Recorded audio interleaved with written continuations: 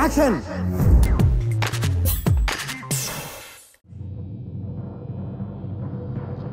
మామూలుగా మనం ఒక్కరోజు స్నానం చేయకపోతేనే ఏదోలా ఉంటుంది. అలాంటిది ఇతడు ఒకటి కాదు, రెండు కాదు, ఏకంగా 62 ఏళ్లుగా స్నానం చేయలేదట. ఇంతకీ ఇతడు ఎవరు అనే కాదు మీ సందేహం. అయితే ఈ స్టోరీ చూడండి.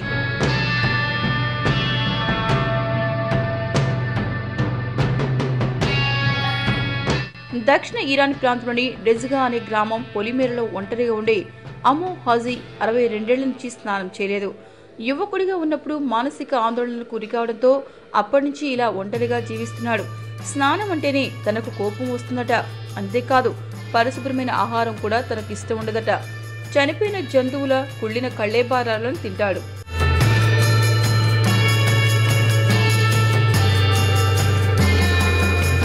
కుళ్ళిపోయిన ముళ్లపంది మాంసం అంటే అతడికి చాలా ఇష్టం. ఓ తుప్పుపట్టిన ఆయిల్ క్యాన్ల నుంచి ప్రతిరోజు 6 లీటర్ల నీళ్లు తాగుతాడు.